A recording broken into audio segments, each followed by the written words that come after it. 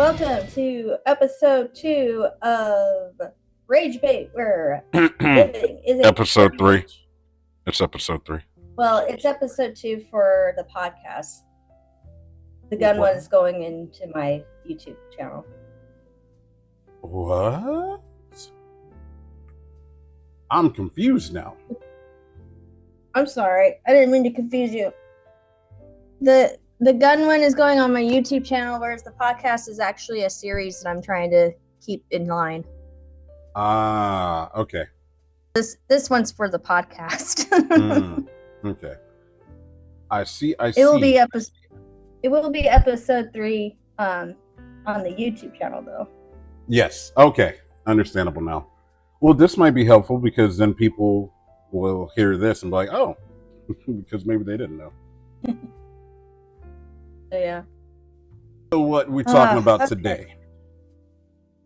We are talking about men's roles as caregivers to their children.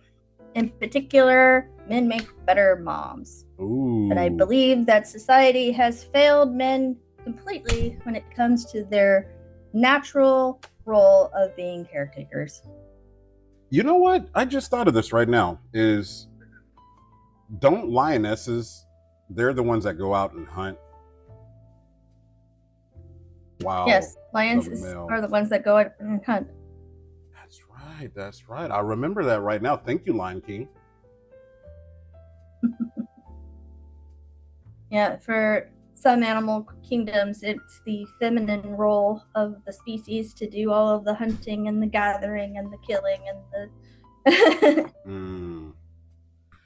Well, I vaguely remembered that. I'm not sure about any other animals, but as far as society, obviously we know that we've been pushed into a gender role that you are not a man if you are not working 752 hours a week while the woman stays pregnant and in the kitchen. What gets me is the more noble seahorse.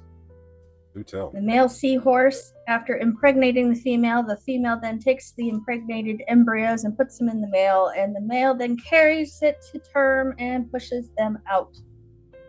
Oh, that's right, because their gender changes depending on the interaction with the other seahorse.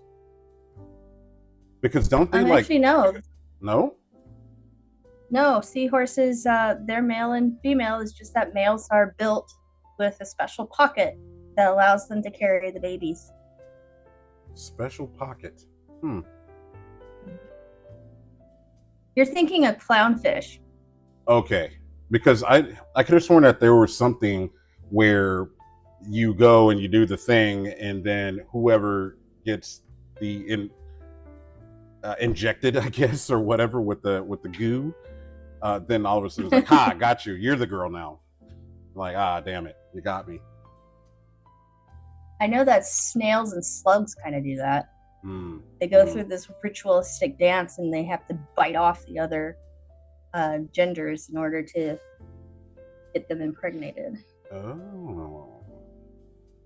So why, I wonder why humans, because a lot of people won't even recognize the fact that there are some people that are born with both male and female genitals. So it's interesting that people don't want to acknowledge that that is something that happens, but maybe it could be argued that it's an inconsistency, or, it's not the norm, although it is a thing. And I feel that it's always been a thing in even animals. Because, obviously we're talking about it right now, so. I'm just saying that it's really odd that in some species, it is the male's role to do the protecting and the providing and the overall learning of the offspring so that the offspring can be successful. Whereas the female's role is to basically say, I pick you. Yeah. I have hit or checked off all the boxes outside of giving birth. In my situation, I was the sole provider and caregiver, sort of. I know people are going to ask, like, how is that possible? So I guess I have to do a story time. So I ended up getting hired at the company that I worked for many years, the same day my daughter was born. And at the time, my wife wasn't working. Obviously, she just had the baby. I'm going to work. So she ended up getting a part-time on the weekend. So I would work Monday through Friday. She would have the baby. And on the weekend, I would have the baby and she would be at work. And it's funny that every time that she would be at work and people would ask her, like, where's your baby? They're like, with their dad. And they're like, oh, that's cute that he's babysitting. And when she told me that story, and I was like, babysitting? How am I going to babysit my own child? Like, make that make sense.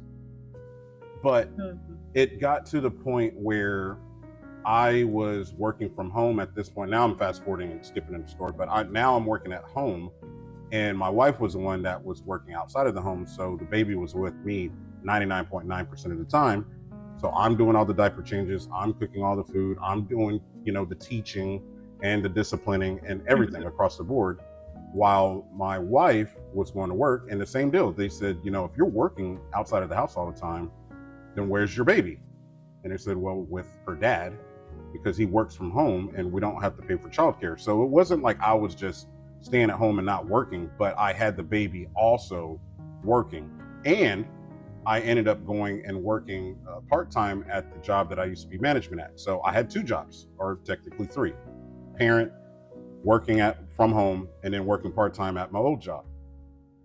So a lot of people just thought it was funny that I was doing the majority of diaper changes and stuff like that, while she was the one that just had to just go to work and come back home. Because of course society says I should be a big old man and go out there and work. And I said, I do. And I did. We just happened to be in a situation where it's me working from home and her working outside of the home. Right. And it's actually quite funny. Oh, sorry, go on. No, I was just going to say it's that way now. I'm the one that's, I work from home, and I'm the one that picks her up. She takes her to the bus in the morning. I pick her up in the afternoon, and so on and so forth. Well, I was thinking about the religious aspects of society and how the Abrahamic covenant religions is the most dominant in our country, and how they expect women to be the caretakers of the home, as in the ones who rear the children. But when you actually read the psalm, or the proverb actually, that describes the wife of this proclaimed woman that's supposed to be in the home, it doesn't say anywhere where she is the one rearing the children. Yeah. The closest thing that I found of her doing any sort of teaching in this proverb is that she opens her mouth with wisdom, and the teachings of kindness is on her tongue. That's the closest thing that it says to teaching or rearing children.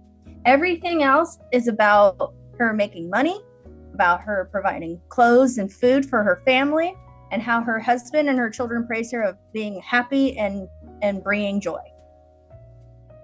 Nowhere does it say that she rears kids. However, there is plenty of passages that constantly tell men, you need to teach your kids.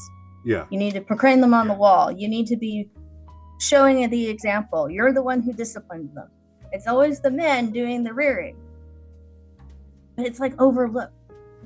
Why is society so afraid of men taking charge of their household and rearing children? That's a good question. That's my question. That it is a really good question, and I haven't ever really analyzed it, just because I grew up in the dynamic. My mother stayed at home. My father worked, but also he was old, and she was kind of old when she had me. But watching, even my grandparents and my mom's aunts and uncles and their dynamic, it was that old school. Dad worked, mom didn't. And it even brings up the topic of, I want that old love. Remember when grandma and grandpa, they were together and they'd been together for, 50, 60 years. And I was just thinking that it's because society put it to where she was childbearing and she had to do all the disciplining and stay at home while he went out and worked. But also, Mm-hmm. What if she wanted to leave? She couldn't leave because she didn't have any other skill besides being a mother.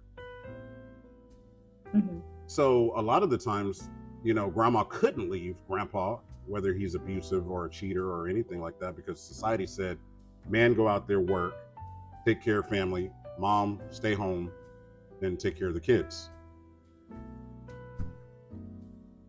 Well, going back to the biblical standard, I think that the reason why it's possible that society has turned away from the natural order of things is because you can't defeat a house until you tie up the strong man.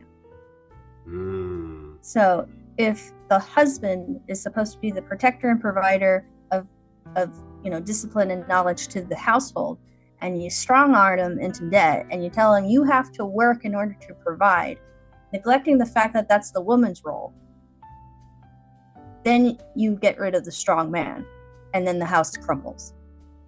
So now my question I'm not saying that there aren't any strong women out there who can literally take out, anyone that come near their door. Well, now my question is, why would they want to do that? Why would they want to destroy the home by shackling the man? Well, I think it's all rooted in racism. Well, do tell. It's all in racism. Do tell. Because here's the thing that I've noticed over and over and over again so far, is that, and again, I'm not of that culture. I don't have slavery in my blood, so I don't, I can't really say with full confidence that this is my, truest of opinions. Mm-hmm. But from an outsider looking in, I've seen that Black communities and Black families are super strong, almost to a point of toxicity, but it's just balanced enough. It's almost like they had something in common during slavery, such as they didn't have anybody else except themselves, I'm assuming. Mm-hmm. Yeah, I mean, here you are being ripped away from your culture by somebody who has no respect for you whatsoever, doesn't even look at you as human. Mm-hmm. And in order to keep it that way, though, they had to separate the family. So speaking of separation... No, go ahead. I was going to say that the quickest way to separate a family is to take away the strongest link. And usually the strongest link is the man. Mm-hmm. So what I was going to say is I had seen this on the internet earlier today, actually, of a pale man speaking on Black people and saying, why is 13%, why do they enjoy or accept the fact that they commit the most amount of crimes, but also these women have the most baby daddies? Now, mind you, I'm a Negro. At least that's what happened when I came out of my mama. And I grew up in a 2-parent home. My grandparents grew up in a 2-parent home. My great-grandparents grew up in a 2-parent home. So I did not see what that was like. Now, mind you, it was a thing, and we can go down the laundry list of the government ripping Black families apart because, and guess who they're sticking in jail? The man. But when it comes to the Black society and the Black nucleus of the family is... I had all these white friends growing up that were either their dad worked outside of the home and was never really there, or they had a stepdad or no male figure in the house at all. While I was the one that was getting all the jokes saying, hey, Richard, you can't play catch. And I'm like, why? And they said, because you don't have a dad. And growing up, I accepted that was supposedly the lie and the norm, that Black families didn't have Black men in the home, such as myself right now. I'm in the home. My daughter's grown up in a 2-parent home. Matter of fact, and I'm the one that she's around most of the time. And now she's looking at me right now. Go in there. Get on out of here. So, and I believed it growing up, although I was not the one that even knew what that felt like, because I wake up, my dad's there. I go to school, he's taking me to school, he's picking me up. And when I got old enough, I started working with him. And I didn't see that broken home from the Black lens, but I heard about it. Mm-hmm. And I thought I was lied to, because they said that that's the way it looks. And even, like I said today, I saw this video of this guy talking about it, and I was just like, that's false. Even my black friends that have children are in the home. And I don't understand. Well, I mean, I do kind of understand. But again, they took the black male out of the home, but also the black male is in the home. So two things can be true at the same time. Yeah, I can see that. As for me, I came from a broken home, which meant that my mother and my father didn't stay together. They separated and they remarried. And my mother remarried several times. So I came from a very absent father background. So and then then it becomes kind of curious, right? It's like, well, then Commander, why the hell do you say that dads are the better moms when you had no dad in your life, period? Because I knew that men, and I've seen them, make great parents. And so it's like, well, why did I get these deadbeats then? And not saying that my bio dad was a deadbeat. He paid his child support. He did the right thing technically in our society, which was he paid all his child support and he made sure that all the kids were fed. He didn't allow any of them to come to too much harm. I have a whole story on that, but I won't bring it in on this one.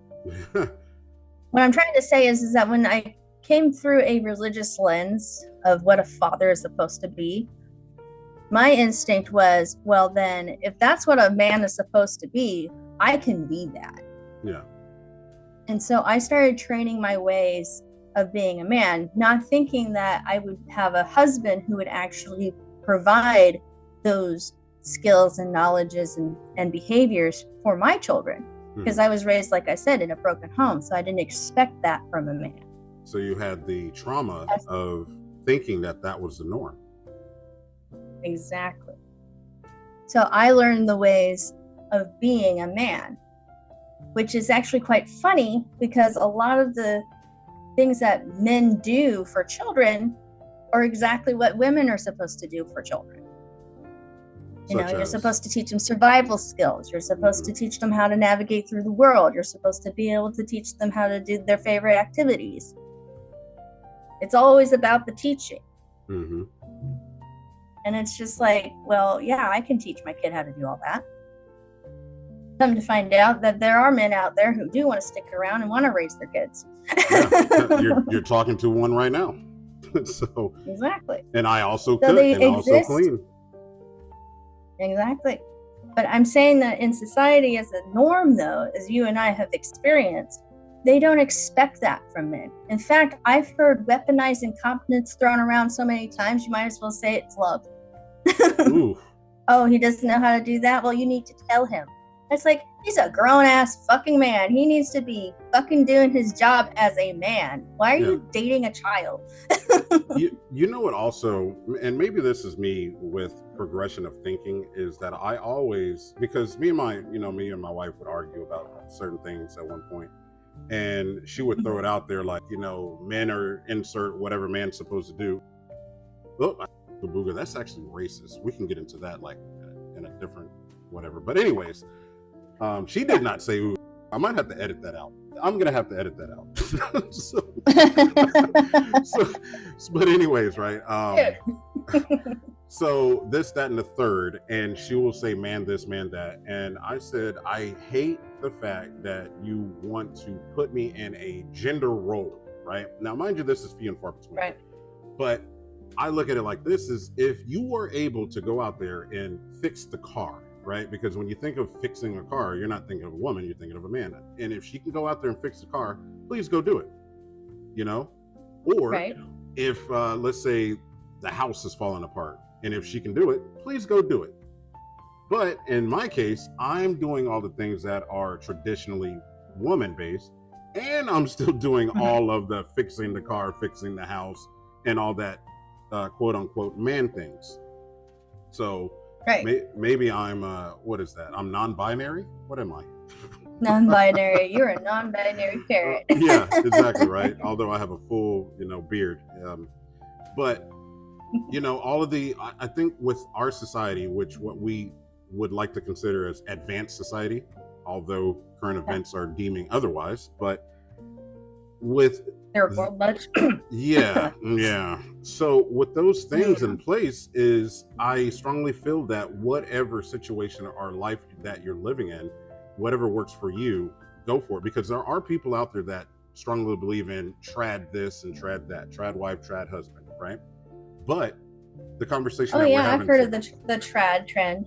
Yeah, but with the conversation that we're having today, it's the lines of, if you're doing it traditionally, are you gimping your children if so-called or quote unquote the man makes the better mom? Exactly. The thing about a partnership, especially when it comes to relationships, isn't about the gender. It's about compatibility and what you provide for each other. And those strengths and weaknesses are then passed down to your children. Yeah. So if you bring in the money and she can provide a clean house, but you can't provide a clean house, but you can provide money, that balances out. Yeah.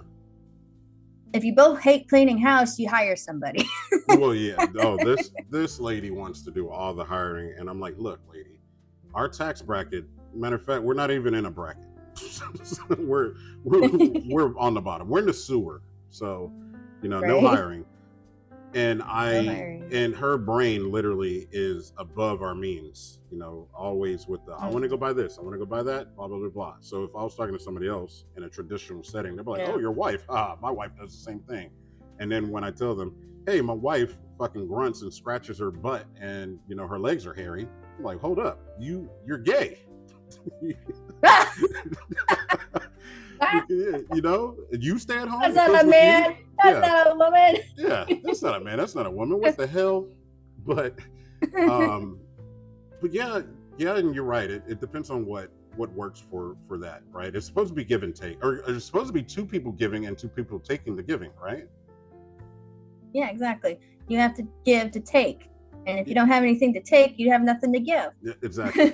Exactly. And that's what I try to teach my daughter, is a balance. I don't try to teach her like, oh, this is what little girls do versus this is what little boys do. I just teach her, this is how you do it. And I will never forget, she said this to me about maybe a month ago, right? Because, people know that I fix everything. And I was going outside to work. I had my overalls on and my buoy hat. And she goes, I want to come outside. And I was like, no, just stay inside. It's hot. She goes, well, I want to watch you work. At the time I was doing pipe work, which was last month. And she goes, because I might have to do this one day myself. She said that. Nice. And she's 6. Nice. She's only 6, Yeah. And kids are smart, man. Yeah. But I strongly believe in you. The things that you want your children to adhere to, you have to do them.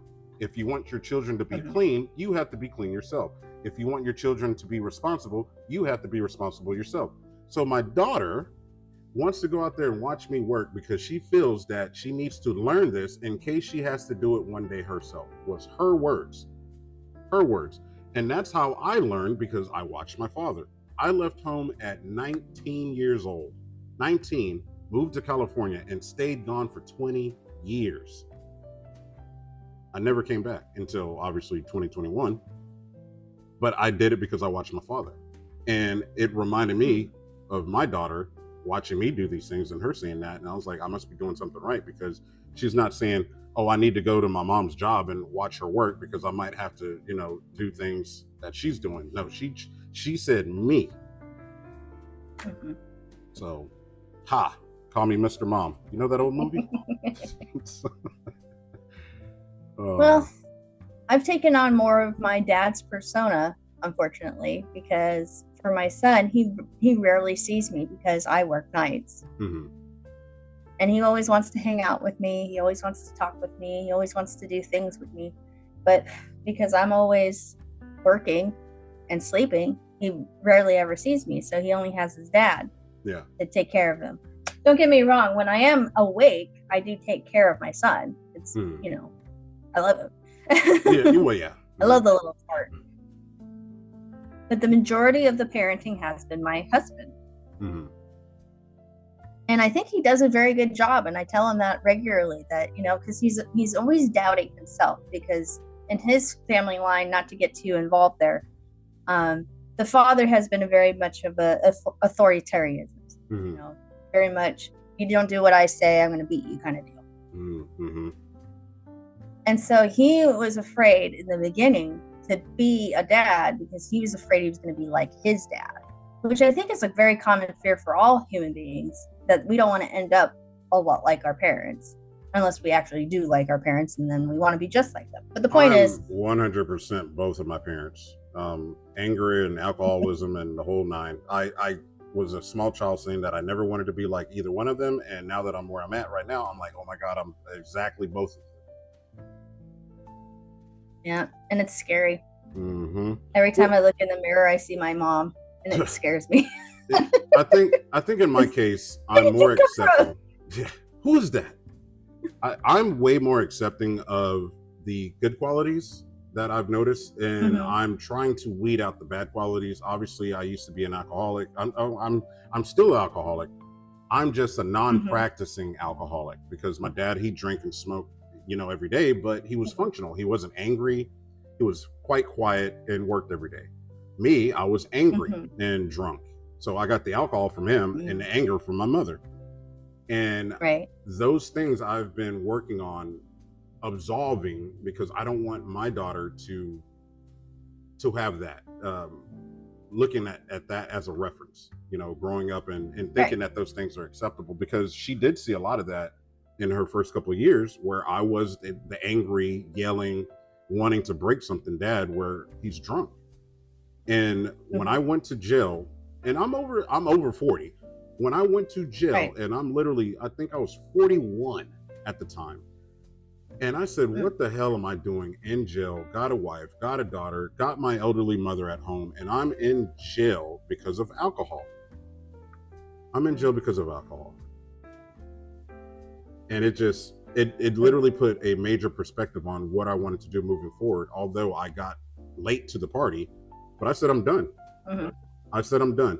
And not only those things that happened, and I was, went to jail, got out of jail, and I still was drinking. And then my wife leaves, because guess what? I'm an alcoholic, and I'm drunk, and I'm angry. And they left, and they go to San Francisco. Yeah. And then I stopped drinking, and then I started talking to her, and I said, I'm better. And now let's go to the men make better moms type of thing. Is she was supposed to get Amara in school. She was supposed to go and do all these other things, and she was just unable to. And I said, you need to send her back to me. She sends our daughter back to me. And the next day I went and got all of her shots, got her new clothes, got her backpack, and got her into school that week. Right. That week. Yep. And then a month later, Andrea comes back.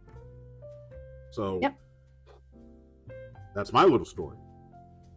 Some know. Right. And you had a big trial to get through all of that. Yes. And in order for you to become the parent that you needed to be, you had to go through all those trials. Yeah. And you passed those trials, because now you are an upstanding citizen with your children and a wife who wants to be around you. And that's true. Even my daughter, a couple of months ago, me and my wife were having a heated discussion, and she goes, Mom, if you ever leave Dad again, I don't care how mean he is. I want to stay with him. Oh. And I said, that's a real hard thing to hear, but it's also sweet too. Yeah, I mean, from a mom's perspective, that would have broke my heart, but at the same time, it's still a good compliment. Well, it's because Andrea understands her role and I understand mine, and it's not like we're trying to out-parent each other, because I've told her, I was like, she needs these things from both of us, and we're not talking about splitting up, and the arguments have simmered down drastically since I have stopped drinking, which I haven't drank in a couple of years now. I think it's a couple of years now. Good job. Yeah, thank you. I always consider it one day, so I haven't drank since yesterday, and so on and so forth. I don't ever want to put myself back where I was, because I have a child, because I need to lead by examples. We're at that 10-minute mark. Okay. Love it.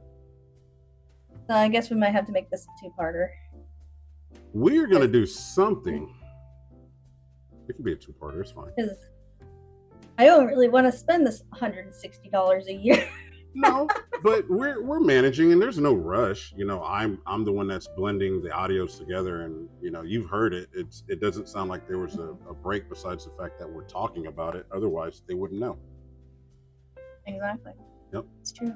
It's all true. It is true. But yeah, the one thing I want to start touching on a little bit too is the LGBT community, because you have the two dad, two mom, or two mom with dad, and or the surrogate.